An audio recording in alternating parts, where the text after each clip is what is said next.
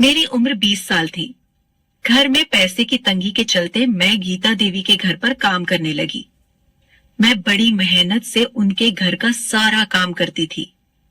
उनके घर में जितने लोग उतनी ही फरमाइश। सुबह से ही मेरे नाम आदेशों की लाइन लगनी शुरू हो जाती थी। फिर भी मैं खुशी खुशी सबकी फरमाइश पूरी कर देती थी। मैंने भी जैसे अपने 2 पैरों में 10 पहिए लगा रखे हो। मेरी सेवा से घर का हर सदस्य संतुष्ट था। गीता देवी का परिवार मेरी सेवा और ईमानदारी को स्वीकार भी करता था। मैं थी भी ऐसी ही, दूध सा गोरा और कमल सा चिकना बदन, कजरारे नैन, रसीले होठ, पतली कमर, काली नागिन जैसे काले लंबे बाल और ऊपर से खनकती हुई आवाज। मेरी खूबसूरती मेरे किसी फिल्म की हीरोइन होने का एहसास कराती थी। घर की मालकिन गीता देवी की बेटी रचना, जो मेरी हम उम्र थी, उसके पुराने मगर मॉडर्न डिजाइन के कपड़े जब मैं पहन लेती थी तो मेरी खूबसूरती में और भी निखार आ जाता था। गीता देवी का बेटा अजय तो मुझ पर लड्डू था। हमेशा मेरे आसपास डोलते रहने की कोशिश करता रहता था। मैं भी मन ही मन उसे चाहने लगी थी। अब तक हम दोनों में से किसी ने भी अपने मन की बात एक दूसरे से जाहिर नहीं की थी। घर के दूसरे कामों के अलावा गीता देवी की बूढ़ी सास की देखभाल की पूरी जिम्मेदारी भी मेरे कंधों पर ही थी। दरअसल गीता देवी एक कॉलेज की प्रिंसिपल थी। उन्हें सुबह के 8 बजे तक घर छोड़ देना पड़ता था। बड़ा बेटा अजय और बेटी रचना दोनों सुबह 9 बजे तक अपने अपने कॉलेज के लिए निकल जाते थे। गीता देवी के पति रमन जी का खुद का बिजनेस था। उनके मिलने वालों के चाय नाश्ते का इंतजाम भी मुझको ही देखना पड़ता था। मैं सुबह के 7 बजते बजते उनके फ्लैट पर पहुंच जाती थी। पूरे 10 घंटे लगातार काम करने के बाद शाम के 6 बजे तक ही मैं अपने घर लौट पाती थी। एक दिन मैं गीता देवी के घर पर अकेली थी। बूढ़ी अम्मा भी किसी काम से पड़ोस में गई हुई थी। घर का काम निपटाकर थोड़ा सुस्ताने के लिए मैं जैसे ही बैठी, दरवाजे की घंटी बज उठी। मैंने दरवाजा खोला तो सामने अजय खड़ा था। घर में और कोई नहीं है क्या? अजय ने अंदर आते हुए पूछा। नहीं, मैंने छोटा सा जवाब दिया। कमरे में खुद के अलावा अजय की मौजूदगी ने मेरे दिल की धड़कनें बढ़ा दी थी। मैं अपनी नजरें चुरा रही थी। उधर अजय का दिमाग मुझको अकेला पाकर बहकने लगा था। अजय ने अपने कमरे में जाते हुए मुझको एक गिलास पानी देने के लिए आवाज लगाई। मैं पानी लेकर कमरे में पहुंची।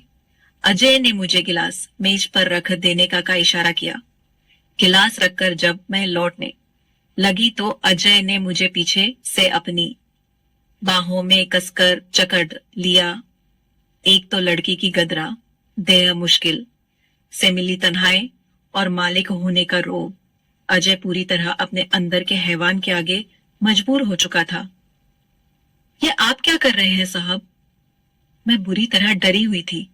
वही जो तुम चाहती हो। तुम्हें तो फिल्मों की हीरोइन होना चाहिए था। किन कंगाल के घर पैदा हो गई तुम। कोई बात नहीं, तुम तो किसी बड़े घर की बहू बनने के लायक हो मेरी जान। मैं तुम्हें बहुत प्यार करता हूं। मैं तुमसे शादी करना चाहता हूं। फिर अजय ने मुझे बिस्तर पर गिरा दिया और मेरे जिस्म पर सवार होने लगा। मुझ पर ताकत का इस्तेमाल करते हुए अजय बड़ी बेशर्मी से बोला, पहले अपनी जवानी का मजा चखाओ, फिर मैं तुम्हें अपने परिवार की बहू बनाता हूं। लेकिन शादी के पहले यह सब करना पाप होता है, मैं गिड़गिड़ाते हुए बोली। पाप पुण्य का हिसाब बाद में समझाना बेवकूफ लड़की। पहले मैं जो चाहता हूं वह करने दे। अजय वासना की आग में पूरी तरह दहक रहा था। इसके आगे वह कोई हरकत करता घर का दरवाजा खटाकर खुला। सामने गीता देवी खड़ी थी। अपनी मां को देख अजय पहले तो डरा, फिर पतरा बदलकर पलंग से उतर गया।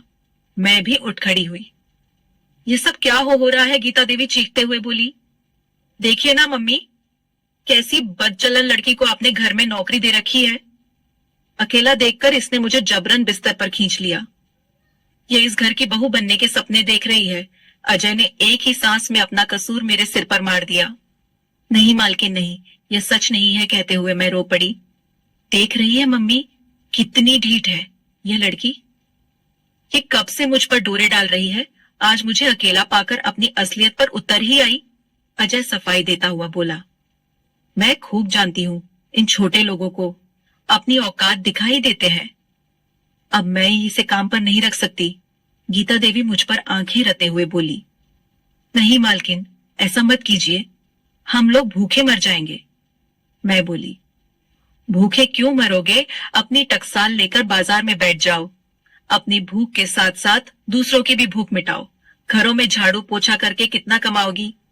चलो निकलो अभी मेरे घर से। मेरे बेटे पर लाछन लगाती है, गीता देवी बेरुखी से बोली। मैं हैरान सी सब कुछ सुनती देखती रही। मेरा सिर चकराने लगा। कुछ देर में जाकर मैं संभली और बिना उनकी तरफ देखे दरवाजे से बाहर निकल गई। घर आकर मैंने रोते रोते सारी दास्तान अपनी माँ को सुनाई। मेरी माँ हैरान रह गई। माँ, इसमें मेरी कोई गलती नहीं है। ये सच है कि मैं मन ही मन अजय बाबू को चाहने लगी थी, पर इन सब बातों के लिए कभी तैयार नहीं थी। वह तो ऐन वक्त पर मालकिन आ गई और मैं बर्बाद होने से बच गई। मुझे माफ कर दो माँ। मैं रोने लगी। माँ ने मुझको खींचकर गले से लगा लिया। मैं काफी देर तक माँ से लिपटकर रोती रही। रो लेने के बाद मेरा जी हल्का हो गया। मैं लुटते लुटते बची थी। इसके लिए मैं मन ही मन गीता देवी को धन्यवाद भी दे रही थी। ऐन वक्त पर उनका अधमकना मेरे लिए वरदान साबित हुआ था। मुझको अब अपने सपनों के टूट जाने का कोई गम नहीं था। मेरे सपनों का राजकुमार तो अंदर से बड़ा ही बदसूरत निकला था। महीने की पगार की आश टूट गई तो क्या हुआ, इज्जत का कोहिनूर तो बच गया। वह अगर लौट जाता तो किस दुकान पर वापस मिलता। इतना कहकर मेरी माँ ने इत्मीनान की एक लंबी सांस ली। कुछ खोते खोते बहुत कुछ बच जाने का संतोष मेरे चेहरे पर भी दिखने लगा था। तो दोस्तों, आपको यह कहानी कैसी लगी, हमें कमेंट करके जरूर बताइए।